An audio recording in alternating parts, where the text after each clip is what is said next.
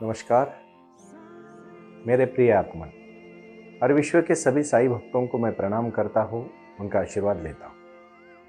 साईं बाबा का जो संदेशा है मैं ध्यान और धारणा के माध्यम से आप सबके तक पहुँचाने का बहुत अच्छा प्रयास कर रहा हूँ और काफ़ी अच्छे लोग पूरे विश्व से जुड़ रहे हैं।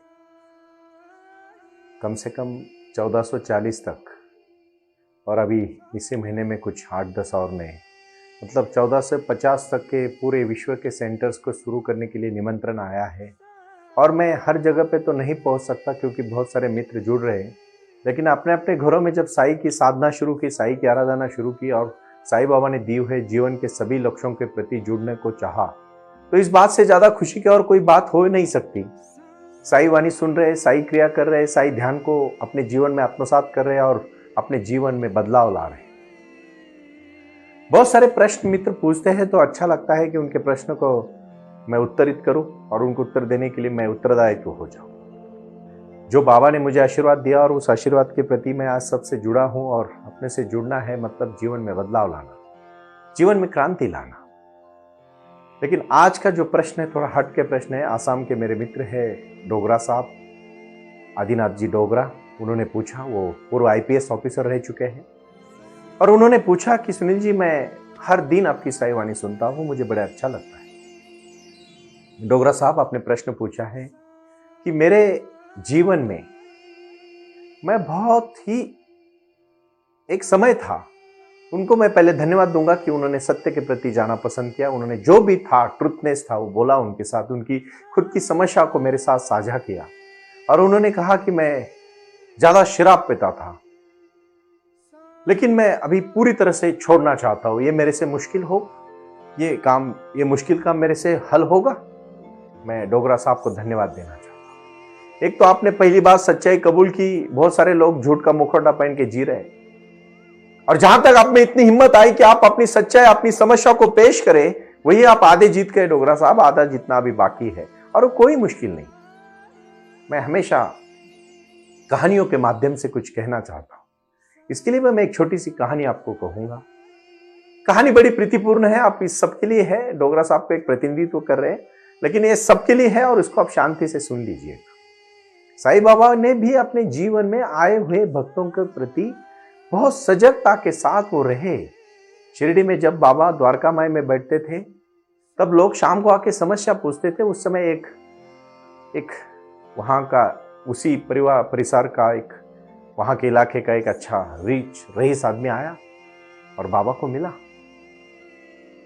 वो उस अहमदनगर के शिरडी के परिसर में एक बहुत जमींदार आदमी था, और उसने बाबा के शरण में आके कहा, बाबा आप मुझे आपके सन्यास में ले लीजिए, आपके धर्म में ले लीजिए, मैं बहुत अच्छा भक्त बनना चाहता हूं। तो जो उसको जानते थे, बाबा के परिचित थे, उन्होंने बाबा के कान में जाके कहा, बाबा ये जरा थोड़ा सा इसके बारे में अच्छा नहीं कहा जाता है, थोड़ा संभाल के रहिएगा, क्योंकि ये व्रत तो लेता है लेकिन उसका पालन नहीं करता, क्योंकि ये बहुत बुरा इंसान है।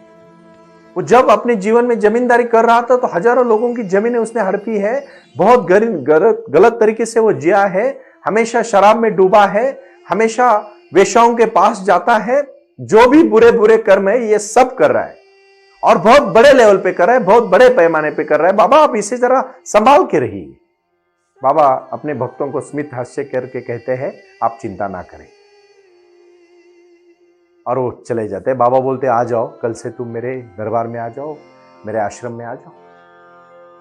तो सब चिंतित होते कि इतना अय्याशी आदमी कैसे बाबा का भक्त बनेगा, निस्सिम भक्त बनेगा। लेकिन बाबा को विश्वास था, बाबा में वो शक्ति है, वो भक्ति है, वो उनके आशीर्वाद में वो सब ताकत है। और जब वो आया तो बाबा के पास बैठ गया। दूसरे दिन से बाबा ने कहा, चल ये काम कर ले, तू अभी धूप में रहना पड़ेगा, भिक्षा मांग के खाना पड़ेगा। डबल ताकत से जो बाबा के भक्त थे उनसे डबल ताकत से वो वहां भी काम करने लगा। बाबा के भक्त एक दिन में एक बार खाना खाते थे, वो 3 दिन में एक बार खाना खाता था। बाबा के भक्त कांटों से जब चलते थे, कांटे चुरा के चलते थे, ये कांटों में पैर रखे चलता था। साधना और तपश्चर्या में वो कहीं भी कमी नहीं था, क्योंकि उसका अहंकार इतना बड़ा था कि वो अहंकार में वो एक्सट्रीम लेवल पे जाना पसंद करता था। जब वो गृहस्थाश्रम में था तो भी एक नंबर का वो अय्याश आदमी रहा, लेकिन जब वो ब्रह्मास्त्र से लेके वानप्रस्थ आश्रम से लेके सन्यासी आश्रम तक आया, उसने वहां भी एक्सट्रीम करना पसंद किया, क्योंकि वो लोग हमेशा ट्रांसफॉर्मेशन कर लेते तो पूरी तरह से कर लेते, क्योंकि उनका अहंकार अंदर से छुपा रहता है, बहुत बड़े लेवल पे छुपा रहता है। मैं ऐसा कभी मत सोचना कि वो होगा नहीं होगा, इसीलिए तो नरका नारायण बन गया, इसीलिए तो अंगुलीमाल जैसा बहुत बड़ा जो राक्षस था, जिन्होंने हजारों करोड़ों लोगों को मारने की तपस्या की थी, वो भी अब भगवान अंगुलीमाल हो गया, इसीलिए तो नरका नारायण भी बन गया। जीवन में बदलाव लाना यह कोई बड़ी बात नहीं है। जीवन में बदलाव हो सकता है, बदलने की सिर्फ क्षमता चाहिए। क्योंकि जब भौतिक जगत में वो बाबा का भक्त जी रहा था, तो भी वो नंबर 1 का भक्त था, अमीर इंसान था, जमींदार था, हर चीज को बहुत बड़े पैमाने पे करता था, और वो वहां भी नंबर 1 का इंसान था। आज वो भिक्षु भी बन गया तो नंबर 1 का बन जाएगा, ये बाबा को आत्मविश्वास था।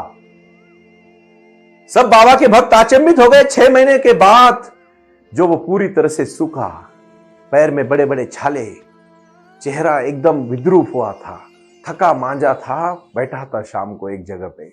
बाबा रात को उसके पास गया और उसने कहा, मैंने सुना है कि तू जब जमींदार था तो बहुत अच्छी वीणा बजाता था। उन्होंने कहा, हाँ बाबा, मैं बहुत अच्छी वीणा बजाता था। बाबा ने कहा, अगर वीणा को बहुत कस के बांधा जाए, उसकी तार को बहुत कस के बांधा जाए तो वीणा बजेगी। बोले, कैसे बजेगी? इतनी कस के बांधेगी तो नहीं बजेगी, और बहुत ढीली छोड़े तो भी नहीं बजेगी। और इतना कह के बाबा चले जाते हैं। फिर रात भर वो सोचता है कि बाबा ने ये क्यों कहा। दूसरे दिन जाके बाबा के पैर छूता है और कहता है, बाबा मुझे मेरी समस्या समझ में आई। कुछ भी एक्सट्रीम मत करो, क्योंकि जब तक वीणा टाइट बहुत जोर से कस के बांधी थी तो भी आवाज नहीं आएगी, और ढीली छोड़ी थी तो भी आवाज नहीं आएगी। जब मध्य मार्ग में होगी तो ही आवाज आएगी।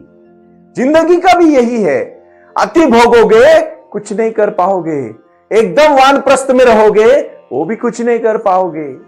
जब वो जमींदार था तो अति कर रहा था, और जब भिक्षु बना तो भी अति कर रहा था, इसलिए सुवर्ण मध्य होना जरूरी है।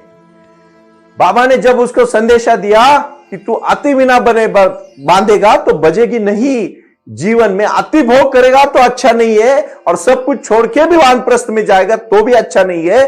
तुझे समाज में रह के, लोगों में रह के अपने जीवन में कार्य करना पड़ेगा।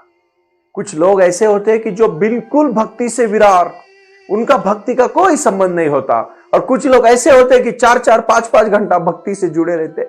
नहीं, ये मत करो।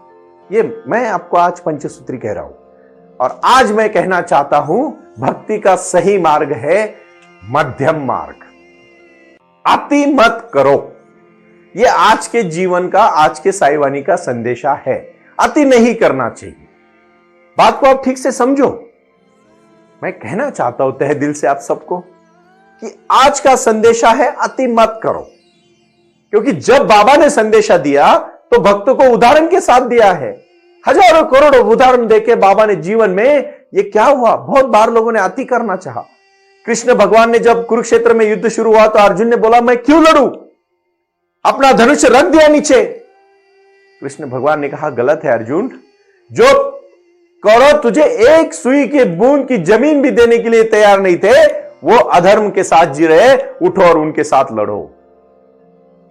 जब भगवान बुद्ध ने ज्ञान प्राप्त करने के लिए एक चावल का दाना खाया और निरंजन नदी को पार नहीं कर पाए, जब एक औरत अपनी मनीषा पूरी करने के लिए जब एक किसी पेड़ के नीचे जब वो खीर लेके आया और उसको लगा पेड़ से देने से अच्छा है कि मैं इस इंसान को खिलाऊं, और उस दिन बुद्ध को पता चला कि एक औरत ने दी हुई घी भी मुझे, खीर भी मुझे जीवन शक्ति दे सकती है, और उसी रात को भगवान बुद्ध को ज्ञान प्राप्त हुआ।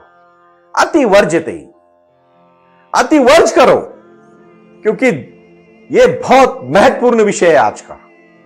अपने जीवन में कितना लगता है इंसान को, ऐसा कार्य करो जो जीवन में नाम रहे, काम रहे, जिंदगी भर आपका, अगर आपको एक सम्मान से जीना है तो तो भाई और बहनों, याद रखना, एक ताकत आती है आत्मनिर्भरता से। वो ताकत आती है, वो ताकत कहीं बाहर से नहीं आएगी, वो ताकत अपने अंदर से आएगी। अभी अभी मैं कुछ लोगों से मिला, और खासकर मैं आज मेरे मित्र को कहना चाहता हूं, जिन्होंने प्रश्न पूछा कि मैं कुछ व्यसन करता था, कुछ मैं दारू के नशा में डूबा हुआ था, और अभी मैं बदल पाऊंगा। जरूर बदल पाएंगे आप। ये उदाहरण आपके लिए बहुत सटीक है साहब। अगर इतना बड़ा जमींदार इंसान बदल सकता है, सिर्फ आपको भक्ति का मार्ग चाहिए। आपको पता है भगवान कृष्ण में और अभी अभी के साइकोलॉजिस्ट में के जो साइकेट्रिस्ट होते हैं, जो साइकोलॉजिकल काउंसलिंग करते हैं, उनमें क्या फर्क है? ये उनका छोड़िए, किसी को मैं निजी नाम लेना पसंद नहीं करूंगा, लेकिन मान लीजिए कि सिगमंड फ्राइड में और कृष्ण में क्या फर्क है? यही फर्क है। सिगमंड फ्राइड ने सिर्फ भौतिकता के तौर पर बोला, और भगवान कृष्ण ने अध्यात्म के तौर पर बोला, और साईं बाबा ने स्पिरिचुअलिटी का ध्यान देके सबकी साधना को जोड़ा, तभी भक्त बन गए। कुछ कर गुजरने के लिए मौसम नहीं मन चाहिए, साधन तो जुट जाएंगे, संकल्प का धन चाहिए। संकल्प का बहुत बड़ी बात होती है, बहुत बड़ा विश्वास होता है। वो आए और आकर चले गए, मौन रहे और कुछ कह गए। कुछ था जो बिन बाटे ही बट गया, जल उठे दिए और अंधेरा छट गया। अपने जीवन में भक्ति का मार्ग लाके, विश्वास को अपना के आपको जीवन में क्रांति करनी पड़ेगी, और यही क्रांति है विचारों की क्रांति। आज की पंचसूत्री आप समझ लीजिए। सबसे पहले अति मत करो। दूसरी बात, जीवन में हर चीज को बदल सकते हैं। बुरा इंसान भी अच्छा इंसान हो सकता है, सिर्फ आप ठान लो। तीसरा और महत्वपूर्ण विचार, अध्यात्म से जुड़ो। आप जब तक स्पिरिचुअलिटी के माध्यम से ध्यान नहीं करते, कोई कार्य नहीं आपके हाथ से अच्छा होगा। यह मैं आज दावे के साथ कह सकता हूं। चौथा और महत्वपूर्ण विषय कि भौतिक जगत के साथ साथ आध्यात्मिक जगत से भी जुड़ना। सिर्फ भौतिकता के उच्च स्तर पर मत जाना, सिर्फ आध्यात्मिकता के उच्च स्तर पर भी मत जाना। माध्यम, यह माध्यम बहुत जरूरी है। मध्य बहुत जरूरी है, क्योंकि यह मध्यता ही आपको जीवन में एक अच्छा और सक्सेसफुल इंसान, कामयाब इंसान बना सकती है। भौतिकता के स्तर पर जाना मतलब सिर्फ परिवार परिवार परिवार परिवार परिवार परिवार परिवार, कुछ नहीं होता। जब तक जिंदा है तब तक लोग पास होते हैं, पैसा है तो और पास रहेंगे। जिस दिन फायदा आपसे कम होगा, उस दिन लोग दूर जाना शुरू होते हैं। ऐसे लोग भी नहीं चाहिए जो पैसे के लिए पास आते हो, कुछ काम के लिए पास आते हो, कुछ स्वार्थ के लिए पास आते हो। ऐसे लोग जोड़ो जो अपने दिल से जोड़ना चाहते हो। मैं कहना चाहता हूं, एक विचारधारा। तीसरा और महत्वपूर्ण विषय है, साईं वाणी को सुनना है हर दिन। मेरे सभी साईं वाणी के मेरे सभी भक्तों को मैं प्रणाम करके इतना ही कहना चाहूंगा कि आपको आज 150वां के ऊपर ये साईं वाणी का एपिसोड हो रहा है। मुझे बड़ी खुशी है कि लगातार 4-5 महीने से हम जुड़े हैं, और आप भी लोग हमसे ताकत देके हम कार्य कर रहे हैं। मैं आस्था चैनल, आस्था भजन और खासकर मेरे मित्र धीरज जी को धन्यवाद देना चाहता हूं, जिन्होंने मुझे इतनी शक्ति दी। और मैं खुश हूं कि मैं साईं वाणी के अच्छे विचार आपको तक पहुंचाने का प्रयास करता हूं। हजारों करोड़ लोग जुड़ते हैं तो कहते हैं, सुनील जी आपकी साईं वाणी हमें नवजीवन, नव संजीवनी और वो शक्ति देती है कि जीवन में समस्या को किस तरह से हल किया जाए। मैंने कहा था, बारिश को आप रुका नहीं सकते, छाता आपको जरूरी है, क्योंकि छाता रखोगे तो बारिश से भिगोगे नहीं। जीवन में समस्या आने से आप रोक नहीं सकते, समस्या तो आएगी, लेकिन ध्यान करोगे तो समस्या से दूर नहीं बल्कि समस्या के ऊपर जीत के आगे चले जाओगे। और उसी प्रकार ध्यान। चौथा और महत्वपूर्ण है, अपनों के साथ सिर्फ मेरा मेरा नहीं करके अपना करना, हमारा करना, अपनों का करना। और पांचवी और आखिरी बात है, लक्ष्य को निर्धारित करके उसके ऊपर कदम कदम से चलते रहना, प्रारंभ करना जारी रखना, प्रारंभ करना जारी रखना। यही तो विचारधाराएं हैं, यही तो भूमिका है। जीवन में क्या है, जैसे वीणा को बहुत ढीला छोड़ेगा तो फायदा नहीं है, जीवन बहुत मौज मस्ती में व्यस्त करोगे तो फायदा नहीं है, और बिल्कुल भी नहीं करोगे तो भी फायदा नहीं है। बैलेंस करना सीखो। इसीलिए दिन के बाद रात आती है, रात में विश्रांति होती है, सुबह दिन भर काम होता है, फिर शाम को थकने के बाद फिर रात को विश्रांति होती है। उसी प्रकार दिन रात भी जीवन का एक लक्ष्य है। और इसीलिए मैं आखिरी में कहना चाहता हूं, उठो जागो, प्रारंभ करो, जारी रखो। ओम साई राम। प्रणाम। ओम साई राम। प्रारंभ करो, जारी रखो। इसी विचारधारा से साई वाणी का प्रारंभ हुआ। शिरडी के साई बाबा का आशीर्वाद पाके खुद अपने जीवन में एडवोकेट डॉक्टर सुनील नाना साहेब करपे जी ने साई वाणी के इस कार्यक्रम को प्रारंभ करते हुए 21वीं सदी को सही में साई बाबा के आशीर्वाद से लोगों के जीवन में बदलाव एवं खुशियां लाने के लिए साई वाणी का प्रारंभ किया। लगातार लोग साई वाणी को सुनते आ रहे हैं। साई कृपा जो साई ध्यान से जुड़ी हुई है, क्योंकि मेडिटेशन ही एक ऐसी शक्ति है जो जीवन में क्रांति ला सकती है, बदलाव ला सकती है और खुशियां दे सकती है। लेकिन उसके लिए प्राणायाम बहुत महत्वपूर्ण है और अपने संकल्प के प्रति अडिग रहकर उन्होंने प्राणायाम की श्रृंखला को अपनी शक्ति से जोड़ा और उसको साई क्रिया के माध्यम से साई ध्यान के प्रति वो लगातार लेके चले गए। इन सब क्षेत्रों के लिए एक ऐसा परिक्षेत्र होना चाहिए जहां लोग आए और रुके।